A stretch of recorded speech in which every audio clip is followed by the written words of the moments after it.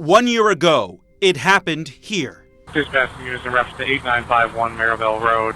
Be advised, another caller heard 10 shots from near the front of the entrance. The unthinkable. On April 15, 2021, a former employee opened fire at the FedEx ground facility in Indianapolis before killing himself. Who in the world would do some stuff like that? Hoosier first responders jumped into action. The officers responded. They came in, they went in, and they did their job. While workers fled for safety. 8 of their co-workers would not make it home that night. These people didn't deserve it. These people truly didn't deserve it. Especially going out that way. A year later, their families are rising above the heartbreak with conviction and courage. There's a big void in our family now. You know, we miss him. To honor their loved ones and push for answers. They're not gonna know the hole that we have. It can never be filled. Thank you for joining us tonight for this special report remembering the FedEx mass shooting 1 year later. I'm Mark Mullins. And I'm Nicole Griffin. They were mothers and fathers, sons and daughters, friends, volunteers and athletes. Some on the verge of retiring, others working to support their families or themselves while chasing dreams for the future that were ultimately cut short. Matthew Alexander, Samaria Blackwell, Amarjeet Johal, Jasvinder Kaur, Jasvinder Singh, Amarjit Sekhon, Karli Smith, and John Weisert. We're hearing from some of their loved ones working to keep their memories alive for years to come. Our Nikki Dementri joining us now. And Nikki, throughout this last year, you've been in touch with these families. Yeah, we have been in touch with these families throughout the last year. And just to put it simply, it's been an unimaginable pain for each and every single one of them. I want to first talk about John Weisert. He went by his middle name, Steve. He was the oldest person killed that night, Nicole. We first heard from this family in the hours after the shooting, before they learned of his passing. Now, Steve is remembered as a veteran, a family man, and just a total whiz at Trivial Pursuit. This past November, he and his wife, Carol, would have celebrated their 50th wedding anniversary. Carol tells me they met in college when she asked him where she could find a newspaper. Steve's son, Mike, remembers most his dad's goofy sense of humor. Steve was just about a month away from retiring when he was killed at work. I'd be lying if I didn't say it was very difficult. I mean, first of all, you lose your great companion. I don't know if I can do this with a straight face. And then he did so much. With a scenario like this, I mean, you just kind of woken up and bam, you're kind of just smacked in the face with it out of nowhere. Nothing could prepare you for it. This 74-year-old was also an active volunteer in his community, so his family has continued service projects in his honor. Mark and Nicole, they're now asking the community to consider doing the same in his memory. Nikki, thank you. 4 of the 8 shooting victims were members of the Sikh community. And members of that community say the tragedy has increased awareness about their culture and needs. Last Sunday, hundreds of people attended a prayer service for all the victims, hosted by the Sikh Satang of Indianapolis and the Immigrant Welcome Center. It doesn't matter what faith they're from, doesn't matter what their status is, their nationality is, their lifestyle is. We believe each of them were really our brother and sisters, and so we mourn for all of them. It's not a one day, you feel the ripples for years and years. These families have been traumatized by what has happened, and there is, especially in the Sikh community, there's this desire to just keep moving, keep going. 48-year-old Amarjit Sekhon and 50-year-old Jasvinder Kaur were related and co-workers at the FedEx ground facility. Amarjit was known as a hard worker, the breadwinner in her family who would never sit still. Jasvinder is described as a charming woman, a great cook with a bubbly personality.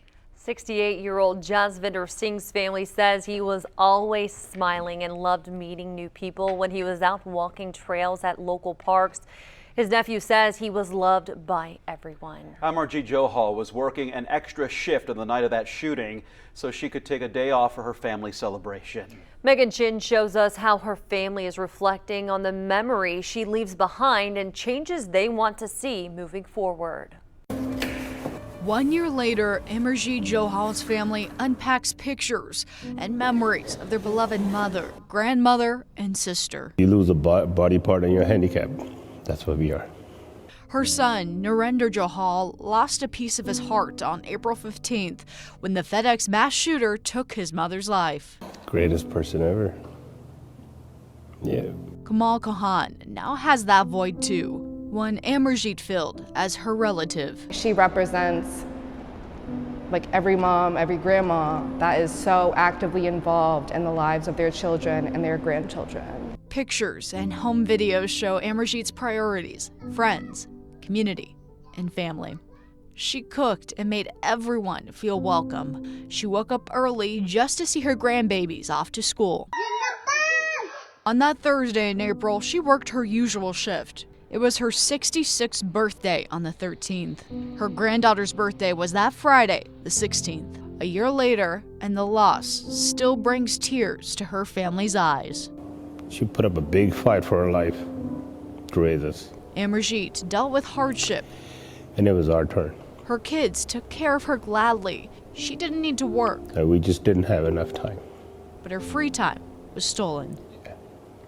Narendra says Amarjit thought working at FedEx was a flexible way to keep busy and socialize. At the time of the shooting, at least 8 of their family members were inside working at 8951 Maribel Road. Now Amarjit's family says they're part of a club people forget. Frustrated and like invisible, right? Like frustrated because it feels like the only people that ever advocate to deal with gun violence are the families that are affected, and then everybody else is gone. Kamal says something must change. She believes the shooter's mother tried to get her son help, hoping the red flag law would work. Everybody's question is, who are these laws being applied to if they're not being applied in this situation? For Amarjit's family, employee safety fell short. They got a security behind the gate to protect their merchandise. There's no like security to enter into the actual facility. Narendra says it's not about guns. I'm a gun owner, but guns there to protect you, not to hurt somebody else, 1 year later, it's about making sure others don't lose a piece of their heart too in a senseless mass shooting. I don't care about what people say. I just want people to learn, hey, don't hurt other people's family. Amarjit's family tells Megan they want Hoosiers to use this tragedy as a reminder to ask questions about workplace safety. They say an aunt and family friend who also worked at that FedEx facility have since quit. Our conversation is also about seeking answers for families and Hoosiers left shocked and heartbroken by this tragedy. As much as we work to focus on the victims, that requires a closer look at the motives of the shooter with the help of experts and investigators. If he planned to take his own life, why did he take innocent people with him? Newtown, Connecticut, Roseburg, Oregon, Las Vegas, Nevada, Sutherland Springs, Texas, Thousand Oaks, California.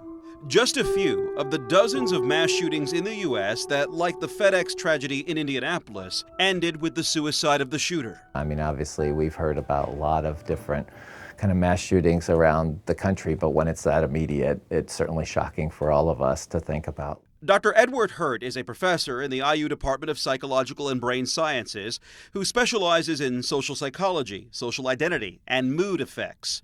We spoke about suicidal murder, a term used in the FBI's reports determining the motive behind Brandon Hull's rampage at the Indianapolis FedEx facility. If you think about somebody really having suicidal ideations and sort of deciding, okay, I'm seriously contemplating ending my life, what was the purpose of my life? What was my meaning? What was the reason for my existence? And I think many of us are searching for that in our lives. In a few of those cases of suicide, we see someone who wants to look for a bigger way to exit this world, to send the world a message. Columnist Petula Dvorak writes for The Washington Post. She focused on a number of topics related to mass shootings, including a link to suicide. That's a uniting factor is pain and wanting the world to feel that same pain and understand that same pain. The FBI's Behavioral Analysis Unit concluded though Brandon Hole no longer worked at the Indianapolis FedEx facility, he was not motivated by revenge and was not trying to advance an ideology. Rather, the FBI report said, quote, the shooter decided to commit suicide in a way he believed would demonstrate his masculinity and capability while fulfilling a final desire to experience killing people. But I think that that's a fair motive that you see quite often is men who are struggling with their place in society, with their mark on society, with where they stand and how masculine they are in a society that might not be the same place where their fathers and their grandfathers grew up. Being in a situation where you feel powerful and you have a weapon and people are afraid of you and they'll do what you say, maybe that's enough to make somebody feel like, okay, I've done what I've needed to do, and now I can go out. Both Petula Dvorak and Dr. Ed Hurt stressed there are warning signs to watch for. In her research, Dvorak learned many suicidal mass shooters shared a common trait. A lot of mass shooters had some kind of a record of domestic violence. And that shows a person who's struggling to assert themselves, struggling to find power. Such was the case with Brandon Hole, who investigators say had frequent suicidal thoughts and had physically abused his mother. I think as a community have to be more attentive to the people around us a little bit and realize that a lot of people are struggling, but not dismiss it as just something that's not my problem. Earlier this week, the shooter's mother, Sheila Hole, spoke with us about the ways she tried to get her son help through the mental health and legal systems. Now she's focused on helping the families of the victims. We sat down with Sheila Hole the day lawyers and loved ones announced a lawsuit against FedEx, its subsidiaries, and the company contracted for security at the Mirabel Road facility. Family members of 5 of the victims are alleging wrongful death and negligence. They claim FedEx could have prevented the incident and did not have adequate security measures in place. Can you say, hey, we tried? Because although this happened, I can stand here and say, hey, I tried. I really, really tried. But can you, as a multi-million, billion-dollar corporation, say, well, we tried? No, you did not. And had you tried, as bad as it sounds, maybe my son wouldn't have killed that many people. Sheila says she hopes some of her son's belongings that she has turned over to investigators can help with the lawsuit. Indiana's red flag law sparked debates in the weeks and months since the tragedy. Coming up next, how that law has changed since the FedEx shooting.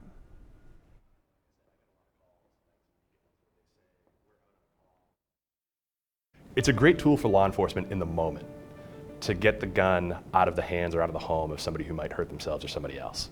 The red flag law remains in the bullseye following the FedEx mass shooting. How cases are filed changed after that horrific day. Welcome back to this WRTV special remembering the FedEx mass shooting 1 year later. We continue our conversation about the why and the how of this tragedy. In its wake, a statewide discussion of Indiana's red flag law. And this is how the law was applied when it comes to the shooter, Brandon Hole. On March 3rd, 2020, Brandon's mother reported him to Metro Police for making comments about committing suicide by cop. Under the red flag law, his shotgun was seized. On March 10th, Brandon voluntarily gave up his rights to the weapon. That's one reason the Marion County Prosecutor's Office says it did not file for a gun detention hearing and that Brandon, at the time, did not have a history of violence. With no court hearing, a judge did not have a chance to approve or deny placing Brandon on the list, banning him from legally buying another firearm. In July and September of 2020, Brandon legally bought a total of 2 rifles. This case, of course, has put the red flag law in the spotlight. It's become a political talking point on both sides. This week, I visited a Marion County courtroom to give you a closer look at what happens after someone's weapon is seized under the red flag law. 350 Control, can you copy again? Maybe a shots fired or disturbance with weapon.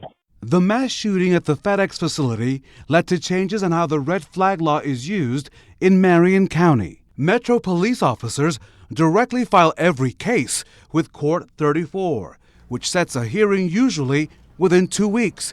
The Marion County Prosecutor's Office has assigned Rob Beatson to handle every case. Allowing police to take guns out of the hands of people who are having a mental health crisis has saved lives.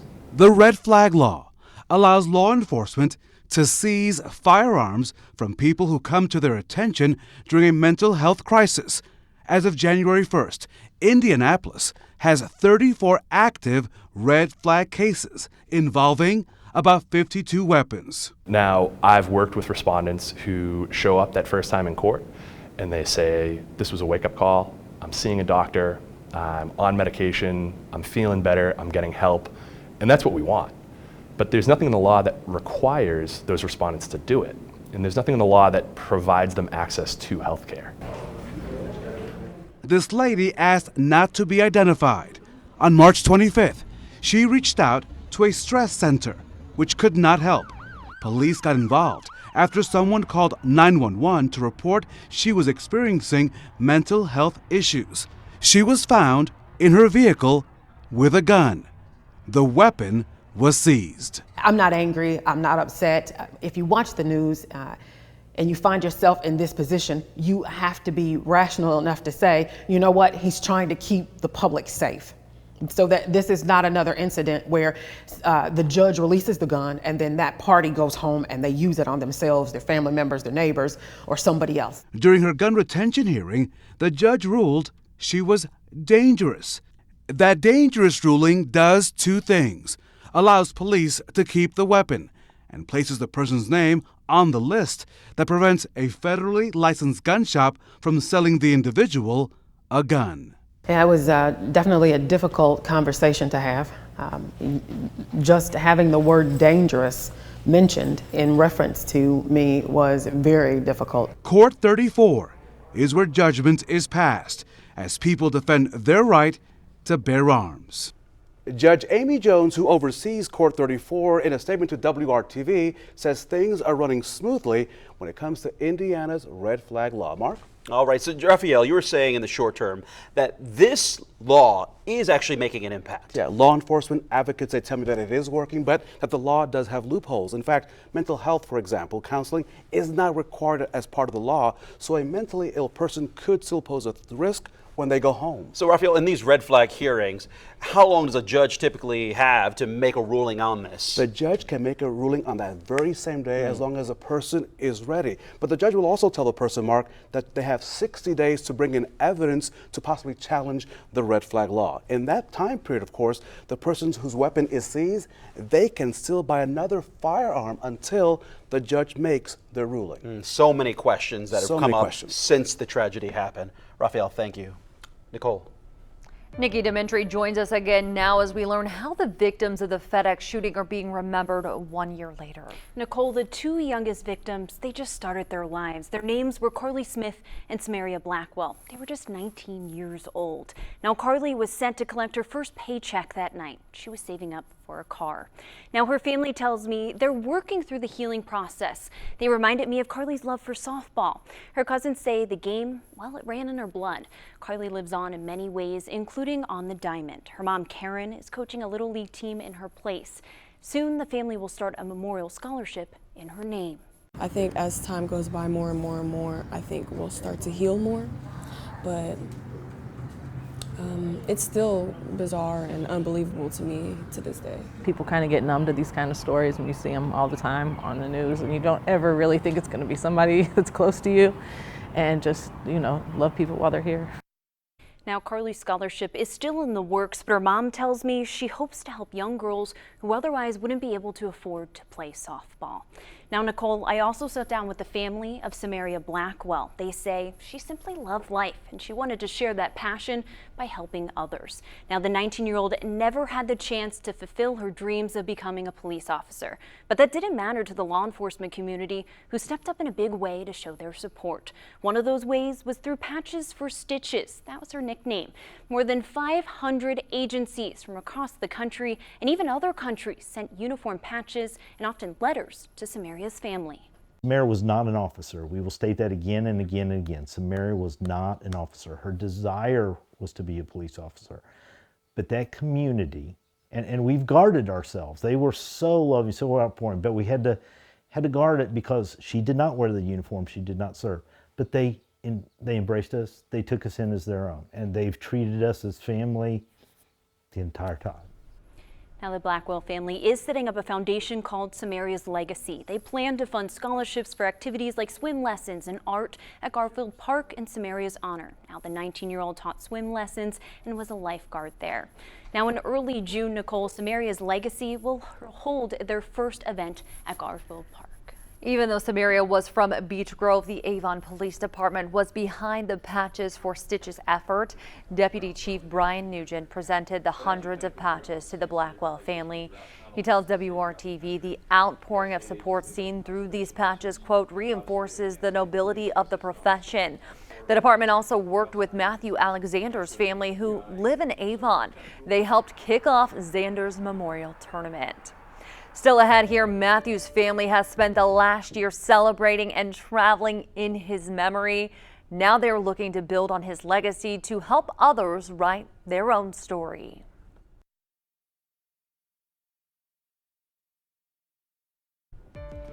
Live a good story. It is a phrase Matthew Alexander's family uses as they work to keep his legacy alive. It is printed on hoodies his mother and father wore when we met last week. It is also painted on a wall at the Avon Junior Athletic Ball Fields, where Matt started playing t-ball at just 5 years old. Over the last year, the community has stepped up to support the Butler University and Avon High School grads family. They've attended, promoted, and played in baseball and softball tournaments to help raise money for the Matthew Alexander Memorial Scholarship Fund. This spring, the Alexanders will award the scholarship to an Avon High School baseball player to help him live his own good story. To let Matt coach from heaven, and he would be thrilled. He would be absolutely thrilled. We're going to be going to the high school games to watch the kids play, looking for people that are, looking for a young man that displays the same qualities that Matt did. He treated people with kindness. This summer, the Alexanders will hold another baseball tournament to raise more money for the scholarship fund. We may be marking 1 year since this tragedy, but as we've seen, it's something that's going to stay with Indianapolis and certainly these families forever. Right now at WRTV.com, you can learn more about each victim and the foundations and scholarships that are set up in their honor. Thank you for joining us tonight and allowing us to share with you the stories of these Hoosier lives cut short.